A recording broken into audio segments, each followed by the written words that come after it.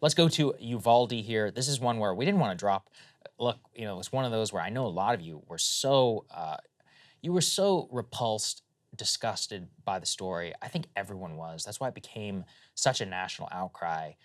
We heard from so many of you. This is one of those where our outrage and just focus on the story over the last several months has been so important to you. And so we didn't want to let the 1 year anniversary of this go by, which just happened yesterday.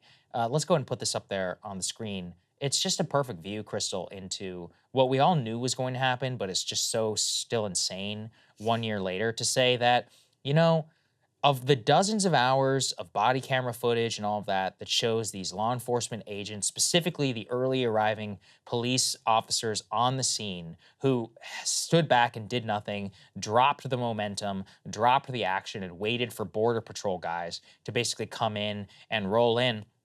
Almost all of them are still employed by the same agencies that they worked for on that very day. One actually even got a commendation for his actions.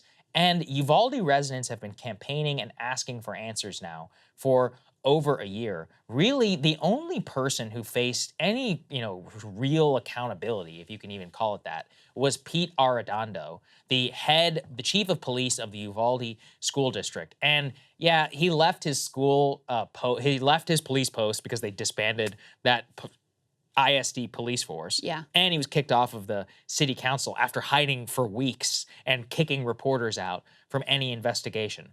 The Texas Department of Public Safety to this day has officially cleared almost every officer that was involved in that. Remember that Colonel Steve McCraw, who said that he would personally resign if his agency as an institution failed at Uvalde? He insisted did not. Who remembers McCraw the day after Uvalde giving a press conference basically telling us BS about what happened What there? a great job they did, the responding officers did. This is my other thing I've always thought about Abbott. How they made you look like a fool. They told you lies, and you spouted those lies on television in front of the entire country. If anyone did that to me, I would not rest until every single one of them was fired, and I would prosecute the hell out of them if I could. Yeah. That's another thing I don't get about Ken Paxton and all these other. Why are we protecting them? Everybody want to see justice for these police officers. And just like in every case, there's a line here that really jumps out to me.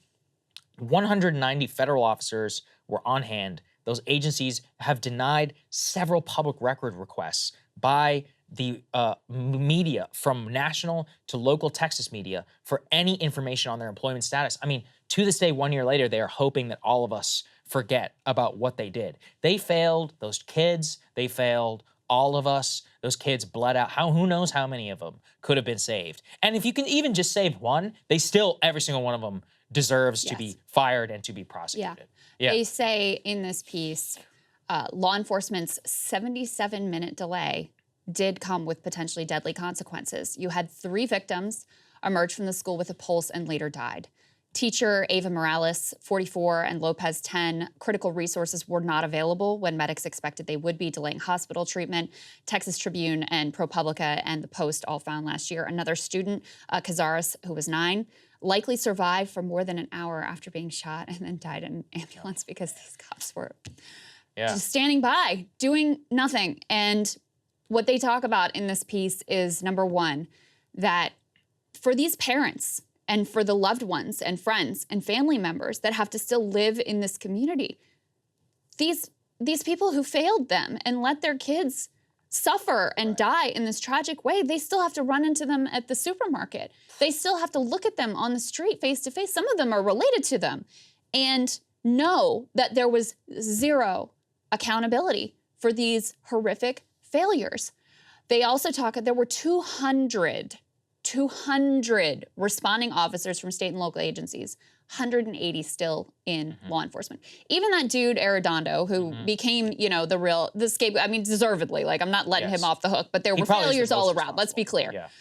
He has had his, status shifted so that he's got a better shot at getting back into law enforcement himself. Good. One of the people that was supposedly fired is still somehow hanging around in law enforcement in the same job and hasn't actually been let go.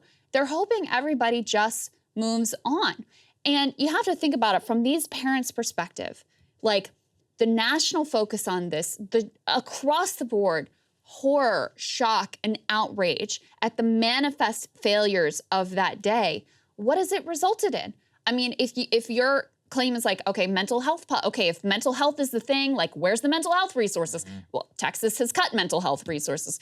If you believe that gun control is the answer, certainly you're not getting anything done there in terms of the Texas legislature. And then on the very basics of some sort of accountability for the wrongdoers who failed on that day, the people who failed to act, failed to intervene, failed to save these innocent children's lives, very little, next to nothing in terms of results. So I cannot imagine, because so many of these parents that they interviewed, they'd say, at least this tragedy could help prevent another one. At the very least, make it so that my daughter, so that my son's life actually meant something, and nothing. Yep. Just nothing. It's shocking to the conscience. It truly is. Yeah. So we have a video of her courageous Uvalde mom. That's the third element, guys. If we can go ahead and play that. I always, at our live show, you came up with that great idea about superlatives, like biggest hero. She'll always remain my biggest hero. Let's take a listen. Right away as I parked, U.S. Marshals started coming toward my car saying that I wasn't allowed to be parked there. And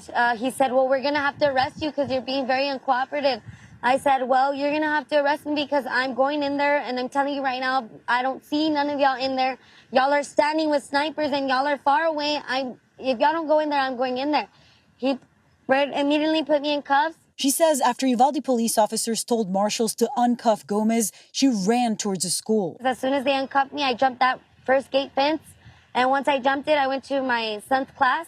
So, I mean, you know, if people don't remember, she was at work, heard about it, drove there with like a 30 or 40-minute drive, speeding, was handcuffed, unhandcuffed, went into the school, got her kids, came out of the school all before they actually stormed those classrooms. I remember reading those details at the time, and I was just, absolutely astounded. And put law enforcement on blast, and they harassed her after the fact. That's the thing. They because harassed the of hell out of her her. willingness to speak out against them and defy their, silence. She became a hero, and they punished her for that. And it's like, yeah, like you said, people have moved on, and the rest of the country, but they can't move on. They still have to live in this community, and I can't imagine having to look at police officers, it's in the eye at the grocery store, and just know that they could have done something to save your child's life. So yeah, I mean, look.